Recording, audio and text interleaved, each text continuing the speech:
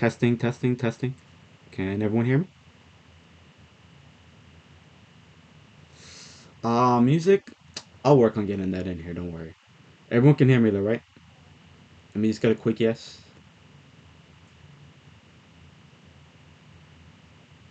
All right, I heard a yup. Perfect. All right, there we go.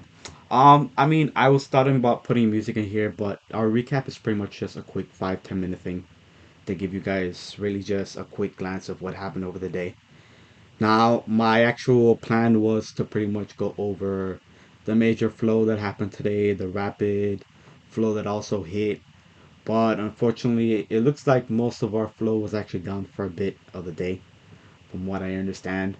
I think there was only one major alert that actually went through on major flow, and that was just a Facebook flow that came through at 380, which wasn't particularly one that I liked that I want to share here.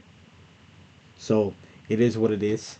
But we'll pretty much go over, see what charts everyone likes, and then pretty much looking over the day so far. I didn't trade much of the day, as everyone pretty much knows. I'm still with COVID, so but pretty much doesn't look like I missed much on the day today. Looking at pretty much the biggest move of the day is pretty much Amazon. Amazon pretty much made the bigger move of the day. Um, Kind of would have caught that one. That would have been amazing to catch. Let me see if I can actually look at the daily time frame on this one. Yeah, I was actually looking at a channel on Amazon, and it looks like it's right there at that channel. And wow, we already have what, one, two, three, four green candles in a row right there on the daily as it approached that support level. So that's going to be interesting to see how that actually holds up. I know that Avery was also mentioning it in premium chat about the fact that Microsoft looks like it's stalled out. Facebook may have stalled out. Apple's already made pretty much a pretty big move, making I think about a $4 move plus yesterday. 155 looked like that near and top. But the only other also name that could be making a further move would be Amazon, if it does end up continuing to go right in through this gap. And we'll see exactly how that works tomorrow. But today didn't really give much of a move for any other big name tech stock. If we even saw Tesla, Tesla was really pretty low on the day. Closed up only 481 on the day. That's not very Tesla like. I know that big picture we're still looking for 750 on Tesla, which from this standpoint is not much more of a bigger move. Unless you're swinging, which in this market, good luck. Because I definitely would not be swinging this market at all-time highs.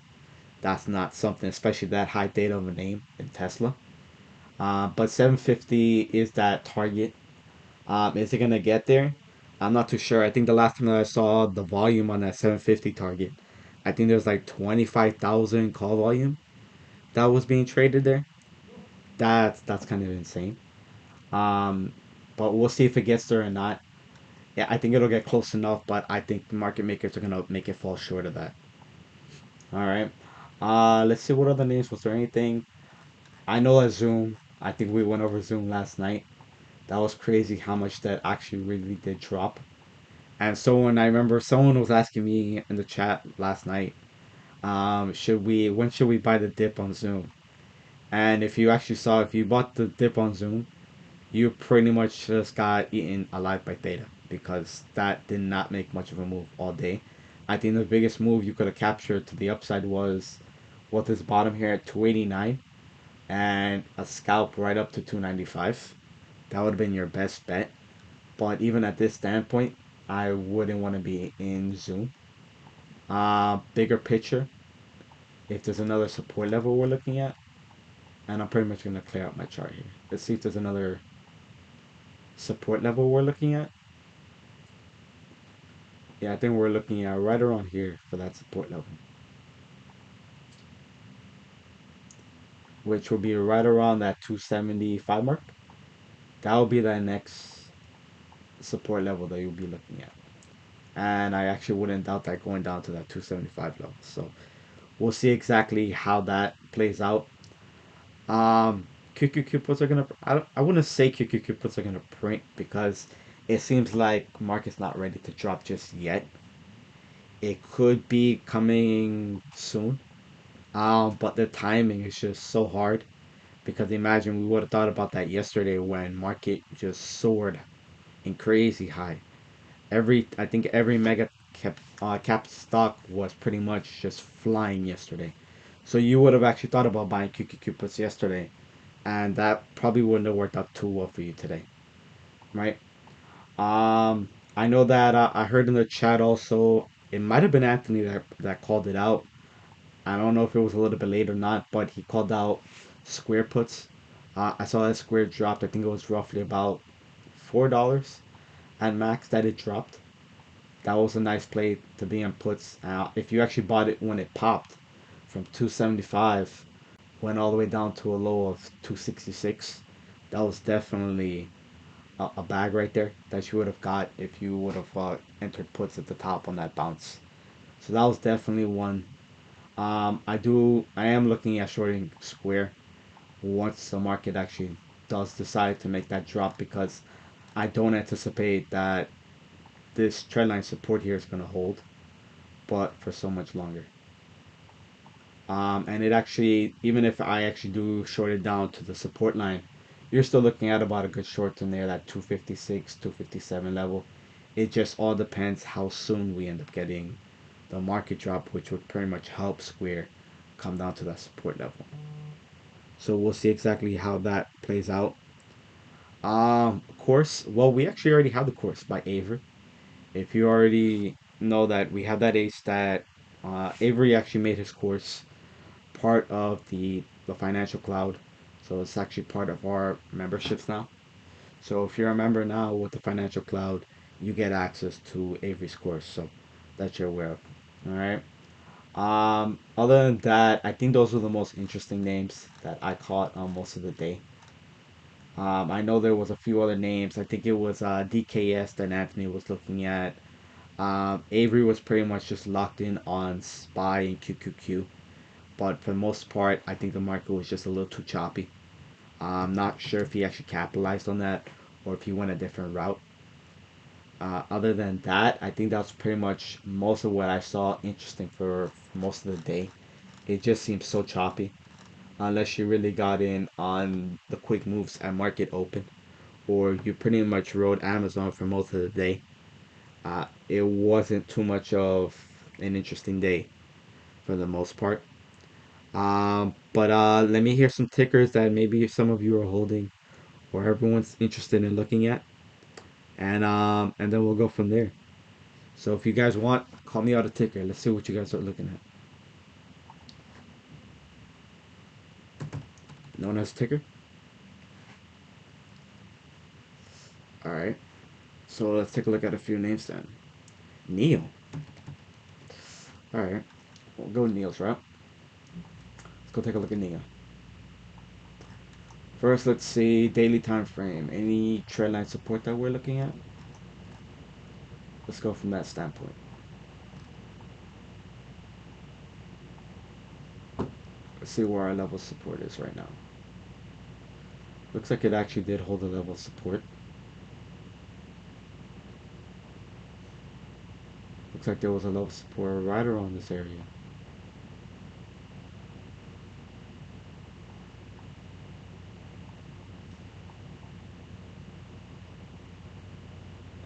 Let's see, right around here. Is that level of support that it ended up holding? Would I say this is a double bottom? I wouldn't necessarily say this is a double bottom.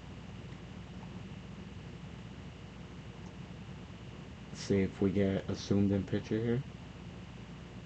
Yeah, I wouldn't say this is a double bottom. I could say that this is actually an inverse head and shoulder now. It's starting to look that way.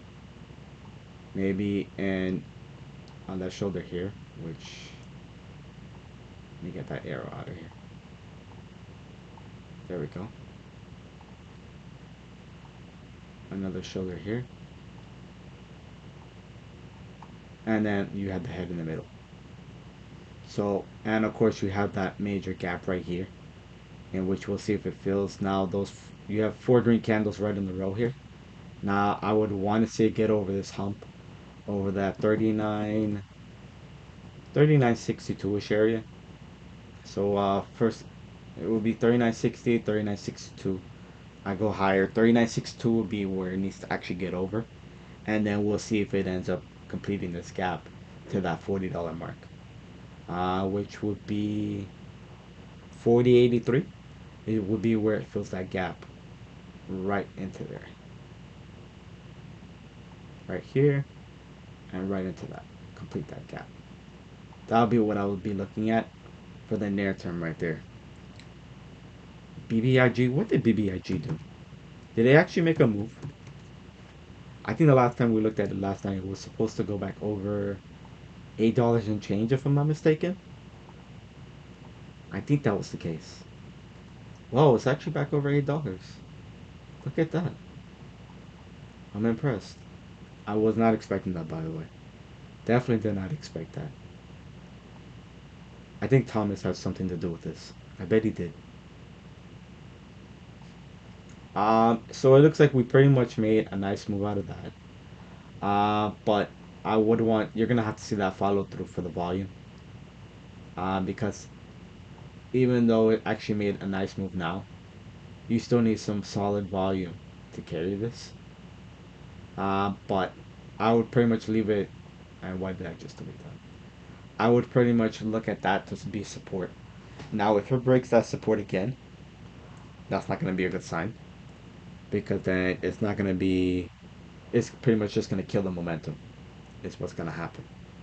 Now, if there is a level of resistance that I would want to take out, it will be right around this area that I would want to take out this resistance right here to get back to that all-time high. Well, I shouldn't say all-time high, near-term high, because there is a bigger high. The all-time high is pretty much 1163 is the all-time high. Now, if we're looking at this is the recent high of 999. So once we get over this level, which will be right around that 910 mark, then we'll be able to chase that recent high that we just had near that $10. And then we'll be able to break over that. So that's what I will be looking at there. UPST, I know that Avery was looking at UPST a few days ago. It actually was pretty high on his radar. Let's see exactly what UPST is looking at. Wow, it actually made a $13 move today. Interesting.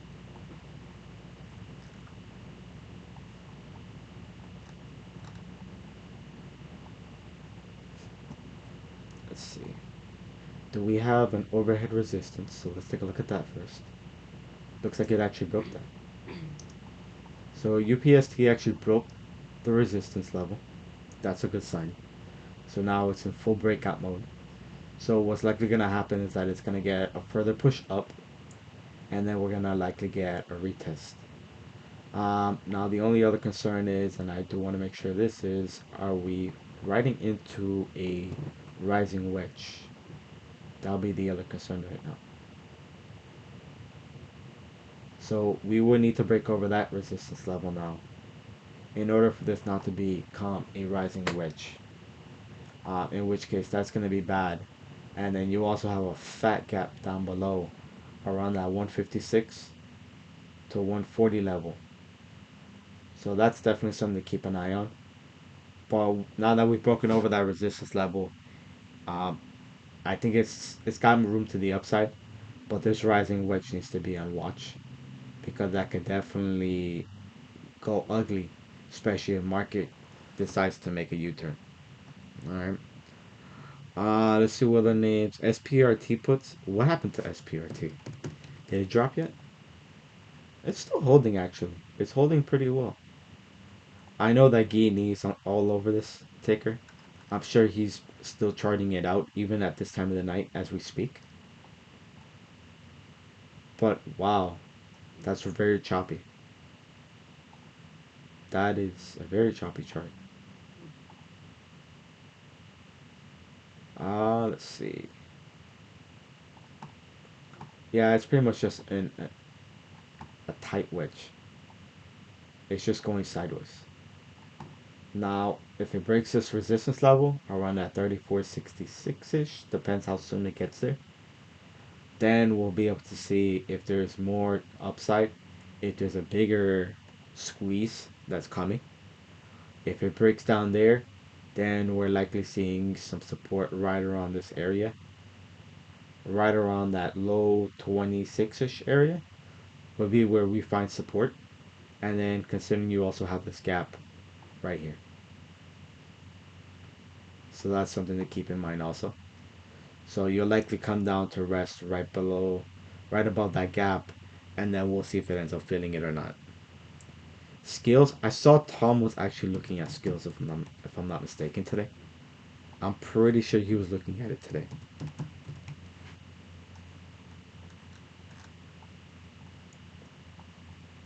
Let's see. It's actually not a bad move for an $11 stock. This thing has gotten beat up so badly. Wow, that is just horrible. So it looks like it broke out of consolidation. This is basically what was consolidation right here at the bottom.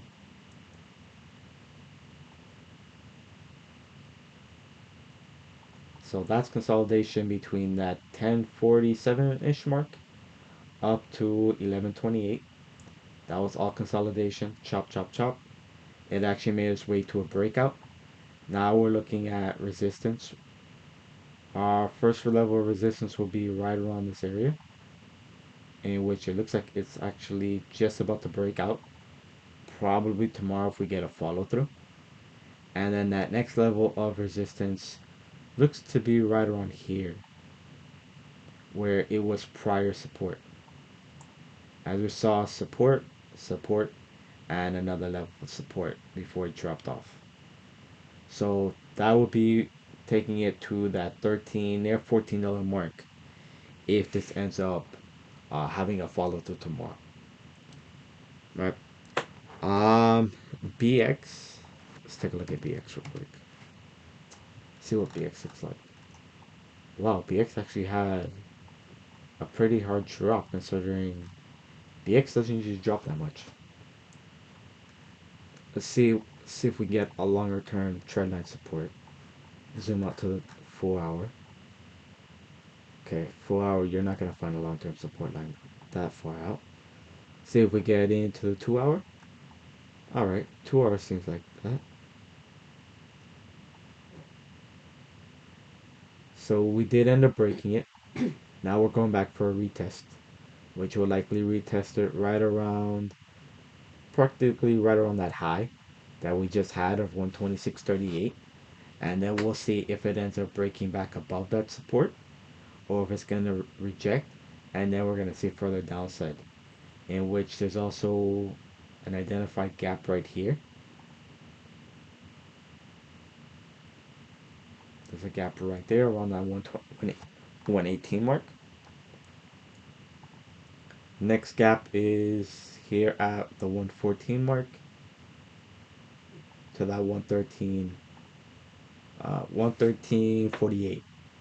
So those two things. So definitely, if it gets back over that trendline support, we'll see it retest and get back a new all-time high. If it rejects and it just pretty much hits that high, it'll likely reject and then it'll come back down. Right? So let's see what else. All right, so I think I covered most of what was on the chat here for you guys. Pretty much like I said, it was pretty much a slow day for the most part. Amazon pretty much just destroyed it. And the thing with Amazon though is that if you're not trying to play with big money, I definitely recommend a spread. Even though a lot of people say spreads suck on Amazon, it's pretty much it is the way to go if you're playing with limited capital. That's the only way that you're gonna be able to make that trade like that because you would have been able to capitalize on a $49 move. Now the other thing is that you definitely want to make sure you have a day trade, especially in this environment. So that's another key factor. Make sure that I let everyone know. Don't try and trade, especially tomorrow. Don't try and trade without a day trade. because you do not want to be swinging in this type of environment. I'll let everyone know that right now because you will get blindsided. So I don't want that to happen to anyone. Other than that, I think that pretty much wraps up for tonight. Hopefully, you guys did make some nice gains. Hopefully, you avoided theta today. But other than that, I think that pretty much wraps up our session for today. And you guys have a good night then, all right?